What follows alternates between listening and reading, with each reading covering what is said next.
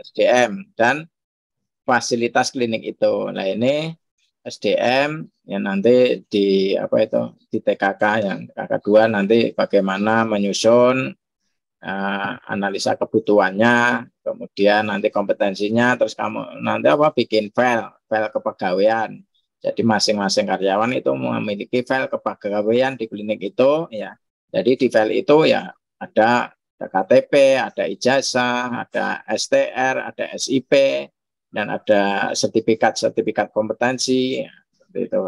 Kemudian fasilitas nanti di kriteria di KK ya, mungkin di satu ya, nanti di situ ada yang mungkin fasilitasnya apa di sana, sarprasnya, kemudian alat kesehatannya, ya, kemudian di sana ada ini apa itu fasilitas keamanannya ya ada APAR, ya ada titik kumpul, ada jalur evakuasi. Jadi itu diatur di TKK ini. Nah, kemudian nanti ada pengajuan dan tindak lanjut.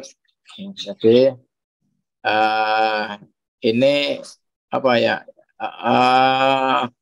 Untuk TKK ini ya mungkin masih ada perubahan-perubahan ya lagi karena ini ada apa itu misalkan MOU pihak ketiga. Aduan ini diaturnya bagaimana nanti ya menunggu. Jadi kurang lebih kemarin ya untuk sementara ini yang disosialisasikan ya mungkin tentang ini ya nanti ada lagi ya tentang MOU ya kemungkinan di TKK 4 ini tentang MOU pihak ketiga. Kemudian ini TKK 1 ya menetapkan visi misi tujuan. Nah, ini di SK kan ya ada SK visinya apa klinik itu? Misal menjadi klinik yang menjadi dambaan masyarakat di Jawa Tengah. Misi ini adalah upaya untuk mencapai visi. Ya, misi ini upaya untuk mencapai visi ini apa upaya-upayanya. Ini dituangkan dalam misi dan tujuannya apa. Nanti tertuang di SK kebijakan dari pemilik. Ya, ditetapkan oleh pemilik atau pihak yang berwenang. Ya, jadi pemilik ini ya kalau klinik di bawah PT ya oleh direktur PT, milik yayasan ya oleh ketua yayasan. Kalau milik TNI Polri ya oleh instansi Polri TNI. SOTK ini menyangkut ini ya kurang lebih. Jadi ada pemilik paling atas itu ownernya siapa, pemiliknya apa PT apa CV ya masing-masing pimpinannya siapa itu. Namun di bawahnya breakdown ke penanggung jawab klinik ya Pak. Kemudian penanggung jawab ini nanti ada petugas-petugasnya, mungkin ada yang PJ pelayanan, kemudian mungkin PJ mutu dan sebagainya sesuai dengan kebutuhan klinik. Kemudian nanti ditunjuk orang-orang yang duduk dalam struktur itu, nah, kemudian dilampiri uraian tugas di dalam SK itu. EP-nya ada 3. Ya, tersedia visi, misi, dan tujuan klinik. Jadi ini jadi nanti sistem penilaiannya kan misalkan ada 3 ini. Visi, misi, SK ada nilai 10. Kalau nggak ada 0. Itu. SOTK ada, sudah ditetapkan ada 10, nggak ada ya 0. Gitu. Uraian tugas di dalam SK itu ada 10, nggak ada. Ya. Jadi nanti kalau 10 semua kan dapat 30. Jadi nanti panjenengan klinik ini memenuhi EP ini. Jadi kalau nanti dilihat udah komplit lengkap 10.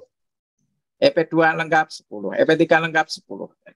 30 nanti akan di total nominal berapa, di total semua berapa nanti dibagi dengan jumlah semua EP. Nah, nanti itu akan ketemu maksudnya di angka berapa. Kalau semua di atas 80 semua bab ini yaitu sudah paripurna. TKK 2 tentang SDM ya. Jadi maksud dan tujuan ini ada analisa beban kerja ABK. Mungkin panjenengan yang sudah di puskesmas kan ya sering menyusun ini dah bisa. Jadi nanti analisa beban kerja ini disesuaikan ya dengan beban pekerjaannya di klinik. Ya. Kemudian nanti disesuaikan kan per orang itu kan kerjanya seminggu itu kan 37 sampai 42 jam. Ya. Jadi kalau nanti dihitung dengan beban kerjanya, kunjungan pasiennya berapa, dan orangnya ini misalkan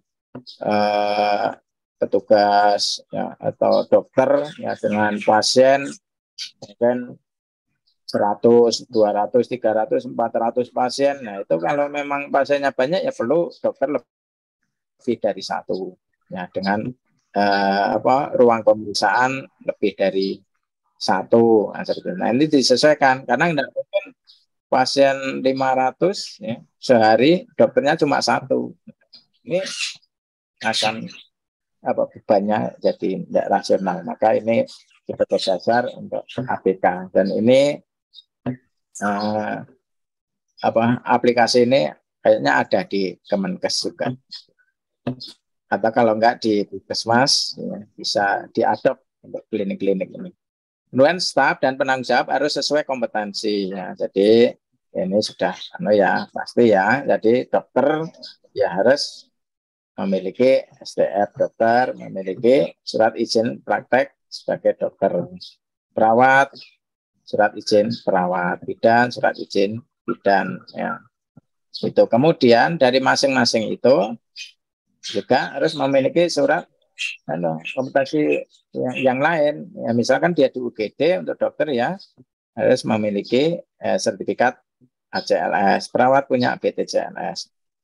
Nah, kemudian berkas-berkas itu ya perizinan, surat kompetensi ya, ijazah dan sebagainya itu terdokumentasi di file kepegawaian.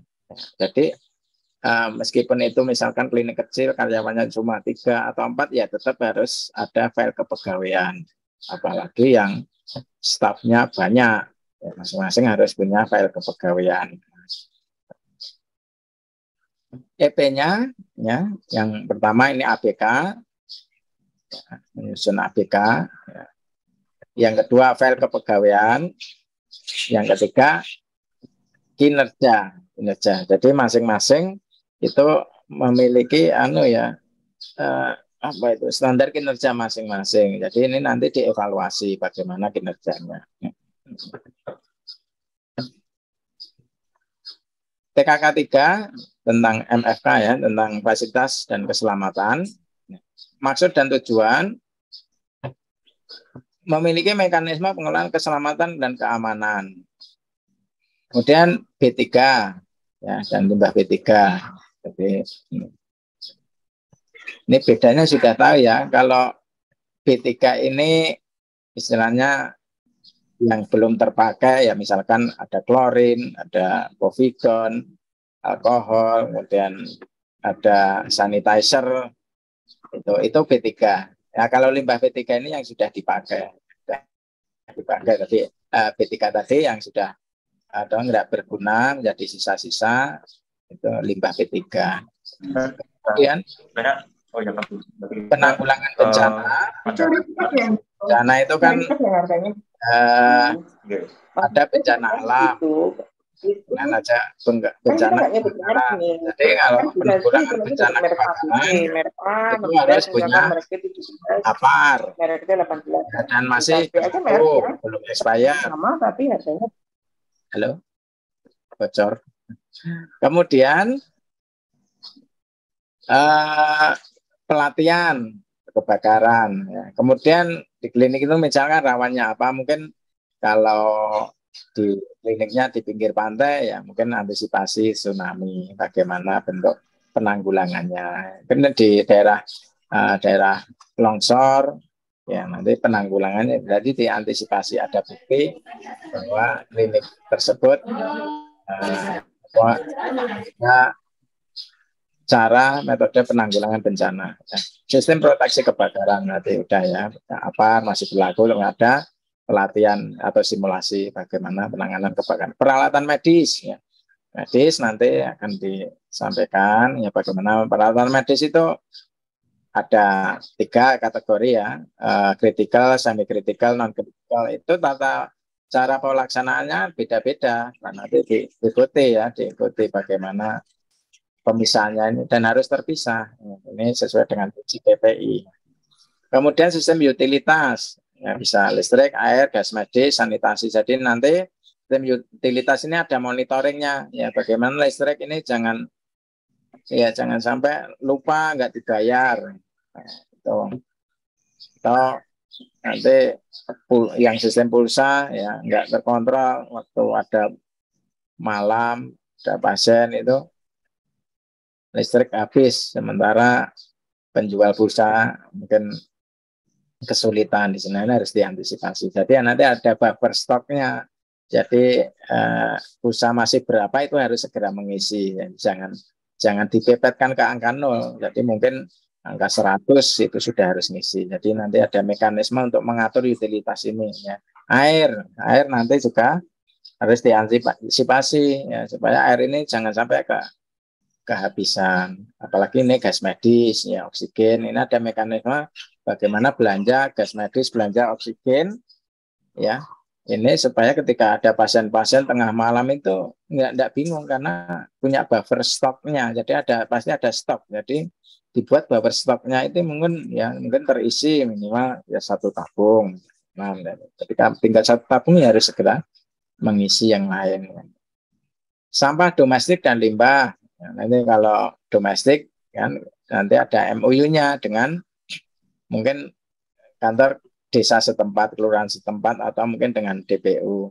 Nah, ya, pokoknya dengan sampah yang domestik. Tapi kalau limbah yang infeksius ini harus dengan itu pihak ketiga kayak PT ARA, nah, seperti itu. EP-nya ada 6 ini. Ya. Klinik memiliki perizinan, ya ini pastilah ya. Ada penanggung jawab terhadap fasilitas, jadi nanti ditunjuk PJ MFK-nya, ya, nah, makanya nanti tadi saya sampaikan pada PJ MFK ini yang sudah yang kompeten di bidangnya, artinya sudah mengikuti fasilitas MFK. Jadi nanti untuk ketentuannya nanti akan diterangkan oleh pembicara selanjutnya. Kemudian ada mekanisme pengolahan fasilitas. Kemudian sarana terselenggara dengan ada monitoringnya dan ada SOP-nya tentang ini itu surplusnya. Setiap yang keluar masuk klinik terpantau. Jadi ini membuktikan sistem security ya, satpam. Kemudian mungkin ada pengalungan kalung, misalkan tamu atau pengunjung masuk itu tercatat dan memakai kalung tamu ya. Jadi ini untuk menghindari adanya hal-hal misalkan pencurian. Mungkin ada yang di rumah sakit mungkin ada pencurian bayi dan sebagainya, ini harus terpantau. Mohon waktunya, dokter. Ya, masih berapa menit? 10 menit, dokter. Oke, ya siap. Klinik mengelola limbah ini pasti ya dengan PT ARA atau dengan PT yang lain. Sampah domestik dan air limbah dikelola dengan baik, yaitu tadi MOU, APAR berfungsi ya, jadi belum expired. Kemudian ada jalur evakuasi, ada titik kumpul, dan tersedia bukti larangan merokok. Jadi ada SK, kemudian ada tulisan atau MME atau apalah, nanti flyer larangan merokok. Peralatan medis berfungsi dengan baik dan berizin. Jadi peralatan medis yang perlu izin ya harus berizin ya. Radiologi yang melaksanakan radiologi harus berizin. TKK 4, tata kelola kerjasama. Jadi ini tadi ya, secara singkat ada kerjasama ya dengan misalkan tadi untuk pengelolaan limbah ya dengan PT ARA. Kemudian untuk limbah domestik mungkin dengan mungkin kepala kantor desa ataupun kecamatan ataupun DPU ya. Nah, atau penyedia itu jasa sampah domestik. Kemudian MOU tentang peralatan mungkin ada yang KSO untuk alat labora dan sebagainya itu harus ada itu MOU-nya. Dan MOU perawatan alat, misalkan alat gigi dan sebagainya, nanti ada kerjasama MOU-nya nanti ditunjukkan di kontrak manajemen. PP-nya ini ada kontrak atau MOU yang jelas, dokumen kontrak memiliki indikator. Jadi indikator nanti sesuai dengan hak dan kewajiban yang ada di kontrak tersebut. Yang di MOU itu kan ada hak dan kewajiban masing-masing pihak. Nah itu jadikanlah itu indikator kinerja. Nah kemudian dari indikator kinerja itu lakukan monitoring. Ya. Jadi misalkan dengan PT ARA 3 bulan sekali, ya itu ada di monitoring. Jadi datangnya tepat waktu enggak gitu. Kemudian di situ kan memberi safety box. Nah, diberikan nggak safety box. Kemudian di situ mungkin itu untuk pengambilan limbah itu harus memakai APD. Dan petugas klinik pun juga memakai APD. Nah itu dimonitor apakah masing-masing memakai APD enggak dalam ini mengambil sampah medis, limbah medis tersebut. Nah, ini ada monitoringnya. Dan dievaluasi secara berkala, ya, tiap 6 bulan atau setahun. Ini TKK 1. Sekarang PMKP. PMKP di bab 2 ini peningkatan mutu dan keselamatan pasien, ya. Seluruh staf itu harus terlibat. Jadi akreditasi ini tidak bisa berjalan misalkan saya seorang surveyor, saya memiliki klinik, saya tidak bisa, saya sendiri yang bikin dokumen, yang bikin implementasi tidak bisa. Jadi harus semua karyawan saya itu harus tahu, paham tentang akreditasi ini. Tanpa itu sama sekali ya, karena ini banyak pemahaman klinik-klinik ya. Ini dulu ya, sebelum sosialisasi itu katanya, pokoknya gawe nih dokumennya bisa, tidak bisa ya. Karena apa? Seluruh karyawan itu harus menjalani ini ya. Aturan dari klinik, regulasi klinik dan didokumentasikan. Tidak bisa gawe nih dokumen tidak bisa.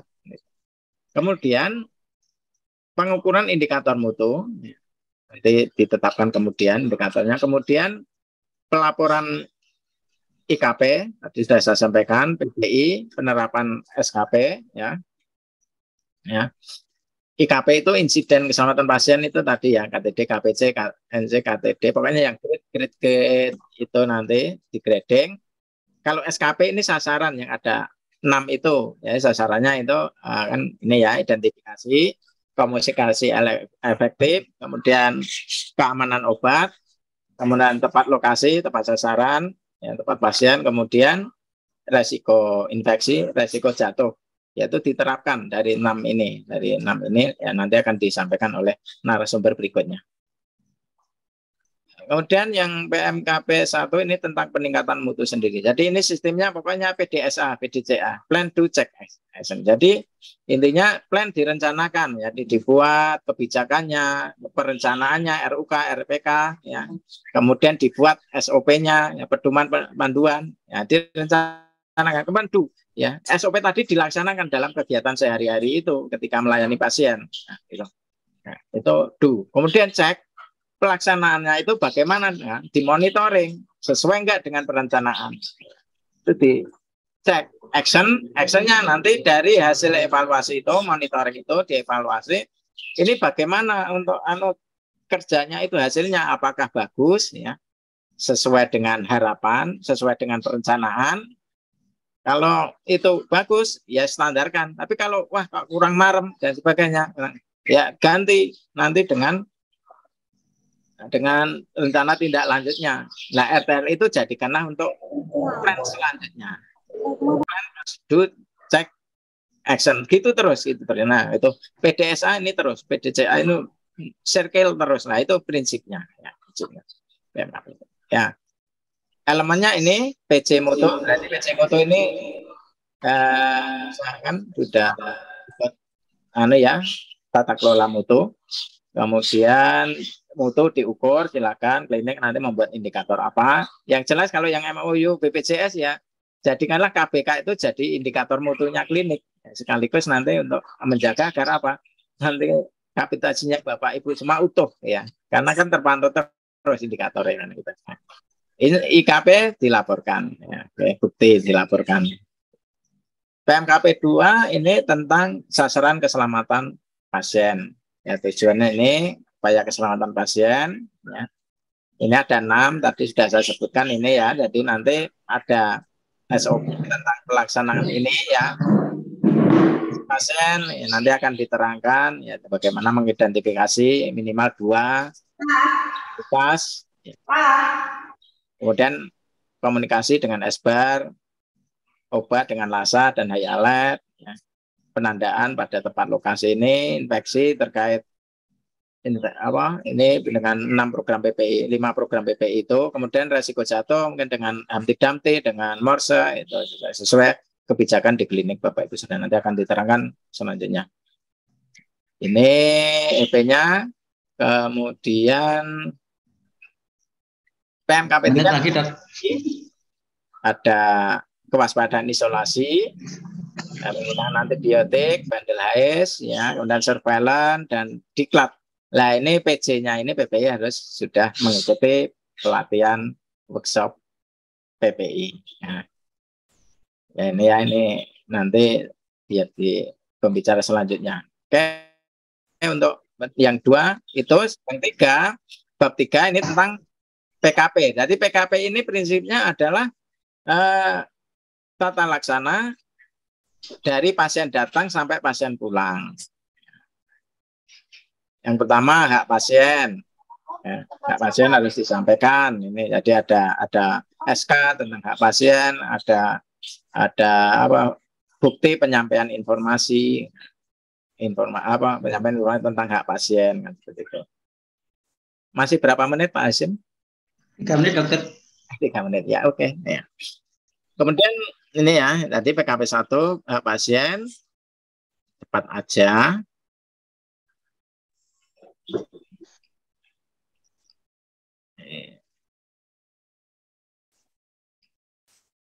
Ya.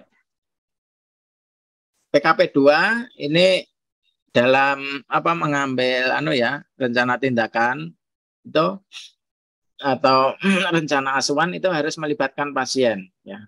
Nah, maka sebagai bukti untuk ini ya, oke, Bapak Ibu di klinik ini harus salah satu contoh adalah inform consent ya, ketika melakukan tindakan itu keluarga dilibatkan. Nah, buktinya apa? Jadi inform consent itu sebagai bukti bahwa Bapak Ibu semua melibatkan pasien, keluarga pasien untuk asuhannya.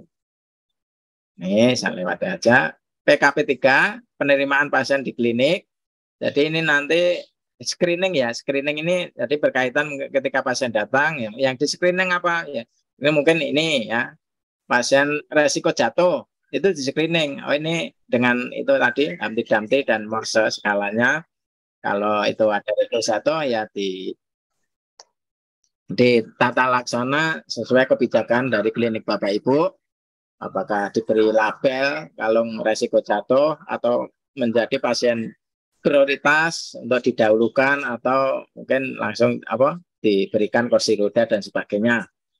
Kemudian screening juga berkaitan dengan layanan di klinik Bapak Ibu Saudara. Keluhan ini harus kemana? Giginya bengkak. Ini apakah nanti ke poli gigi atau ke poli umum? Nah, seperti itu nanti ini screening. Nah, kemudian screening ada lagi mungkin di BPJS kan sekarang ada screening ya, wajib melaksanakan screening kesehatan itu untuk prolanis itu. Nah, itu proses screening. Jadi sesuai dengan kebutuhan pasien, kemampuan klinik dalam memberikan pelayanan ya disesuaikan dengan klinik. PKP 4 tantangan pengkajian pasien. Ya, ini ya pasien datang dengan keluhan apa dan dikaji oleh PPA profesi pemberi asuhan. Ya. Kemudian nanti untuk sebagai bahan untuk nanti mengambil keputusan bagi dokter. Lanjut aja rencana asuhan ya, ketika kita sudah dikaji maka akan dilakukan tindakan apa nanti ya, harus ada dokumen buktinya di rekam medis atau di CPPT ya, catatan perkembangan pasien terintegrasi. PKP 6 ya proses promotif dan preventif. Jadi ini adalah salah satu tugas dari pemberi layanan, terutama di layanan primer, dokter umum maupun dokter layanan primer, untuk memberikan edukasi KIE kepada pasien. PKP 7, pelayanan pasien risiko tinggi dan penyediaan pelayanan risiko tinggi. Jadi ini untuk pasien emergensi, menular, kemudian pasien dialisis, ya bagi klinik utama yang melaksanakan dialisis ya. Kemudian pasien dengan gangguan jiwa, mungkin ada risiko bunuh diri, pasien rentan. Gitu. 3, PKP 8 tentang pelayanan anestesi dan bedah. Jadi ini ada SOP-nya, ada monitoringnya, kemudian kondisi fisiologisnya, kondisi biologisnya ketika ditata laksana ini harus terpantau ya, tensinya, nadinya, ya, kemudian mungkin standar level nyerinya itu ketika kapan ini pas bedah sudah mulai dilakukan setelah dilakukan anestesi. Satu menit ya dok. Oke. PKP 9 pelayanan gizi ini dengan ADIME dulu ya. Nanti akan diterangkan pembicara selanjutnya. 10 pemulangan dan tindak lanjut. Jadi nanti pasien itu klinik harus menyusun kriteria pemulangan. Jadi kapan pasien itu boleh dipulangkan. Kriterianya misalnya udah enggak panas, udah enggak kejang, udah enggak muntah, nafsu makan membaik. PKP 11 pelayanan rujukan. Nah, rujukan ini rujukan emergensi atau elektif. Nah, nanti dibuat SOP-nya masing-masing. Rekam medis, ya, rekam medis ini ada isi rekam medis nanti ditetapkan di SK-kan apa itu rekam medis yang mesti isi. Kemudian bentuknya mungkin dari gigi beda, untuk KIA beda, untuk pasien umum beda, beda rawat akan. PKP 13 pelayanan laboratorium ya, jenis layanannya apa, kemudian itu petugasnya harus kompeten, kemudian nanti ada PMI, pemantapan mutu eksternal internal, kemudian kalibrasi, nah, itu di ini untuk yang memiliki fasilitas radiologi, izin-izinnya harus ada izin babetannya. Kemudian mekanisme pencegahan radiasi harus ada bukti. Yang terakhir adalah kefarmasian PKP 15 ya. Jadi 15 ini ya bagaimana klinik itu memberikan PO dan dibuktikan pemberian informasi obatnya, kemudian tenaganya ini harus kompeten, apoteker ya, wajib ada apoteker. Kemudian disusun formulariumnya klinik. Ya, mungkin itu yang saya sampaikan karena waktunya sangat terbatasnya. Ya, ini hanya overview saja. Jadi nanti untuk masing-masing bab ini akan disampaikan nanti oleh beliau-beliau para narasumber yang hebat-hebat yang di sini ya, semua di sini ya, yang kompeten untuk menyampaikan. Dan terima kasih dari saya, waktu saya kembalikan kepada Pak Hasyim selaku moderator. Assalamualaikum warahmatullahi wabarakatuh.